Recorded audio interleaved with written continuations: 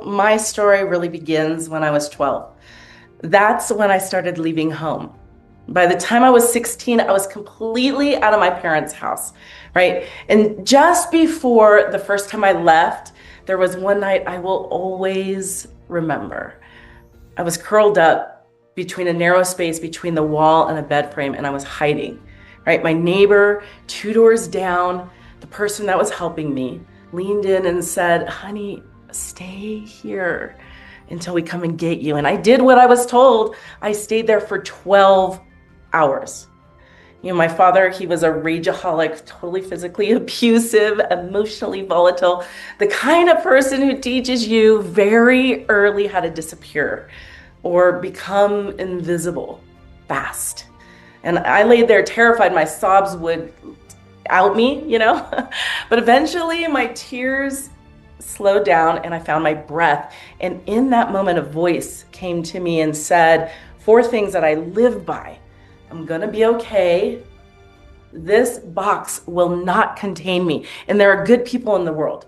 And asking for help is brave. And that night, it didn't save me, but it did give me something to come back home to, right? Yeah. Many people believe healing is something you earn. You work through your pain, you face your trauma, and if you do it the right way, you finally get to live. After working with over 10,000 people in the field of healing and walking my own long road, I realized something very unexpected. Healing doesn't create thriving. Thriving creates healing. It took me a really, really long time to understand that. And once that order changed for me, everything changed. So I'd like to invite you to the possibility that healing doesn't come from fixing yourself. It comes from building a life that actually supports you. Over the years, life kept testing those early truths, I put myself through high school with 2 jobs. I graduated, I got married. I had a beautiful daughter, but traditional paths didn't fit in my life. So I found my own way. I am a natural born seer and an empath. My first memory of this was at the age of 3, and for a long time, I seriously didn't know what to do with that. So I trained in the healing arts. I studied extensively. I studied at the Berkeley Psychic Institute, and later I was mentored by masters and healers from all over the world.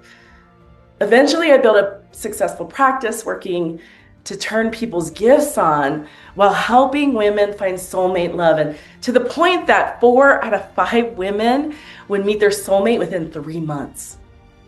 I published a book. And from the outside, it looked like I had it made. And in many ways, I did. And then, as life does, it surprised me again. I came home one day and learned that my husband had fallen in love with someone else. And really, quite honestly, my personal life collapsed. For a while, I didn't feel wise or expansive. I felt stunned, really embarrassed, alone. The pull to disappear was there again. But one of those early truths met me where I was, right there. There are good people in the world. So I let myself be supported. I let myself be seen. And slowly, deliberately, I chose liberation again. I realized that my gifts, my sensitivities, were my greatest teacher. Because here is the thing. Some of you may relate to the word healer, but some of you may not at all identify with that word healer, right? And that's okay.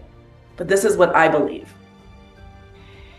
If you notice that something's wrong and you want it to be better, if you care about this world and feel a desire for it to move in a positive direction, then your healer archetype is being activated.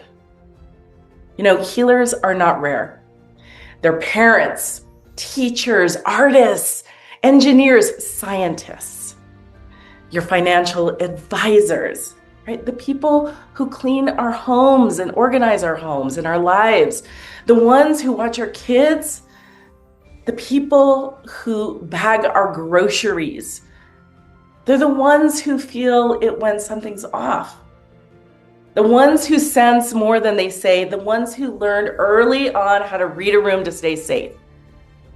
That sensitivity isn't a flaw, it's your medicine. But without support, without thriving, it turns into exhaustion. And the right support, with the right support, it becomes wisdom. So the biggest shift that happened for me came when I stopped asking, why is this happening to me? And started asking, what is this asking of me? Because most of us think that healing comes first, right? Fix yourself, resolve everything, then maybe you're allowed to live. But that doesn't work. We don't heal and then thrive. We decide what thriving looks like, and then long-lasting healing follows. And when a person feels safe, supported, resourced, the body does what it knows how to do. It heals. So let me ask you something. And you don't have to answer it right now, okay? Just notice. When you hear the phrase, I know how to thrive, what happens in your body? Is there excitement? A softening? Maybe you're noticing that you're holding a breath you didn't know you were holding. That response isn't random. So instead of focusing on fixing yourself, start noticing where your life asks you to shrink, where you brace, where you endure. And just once, maybe just a little, choose something that lets your body soften and expand.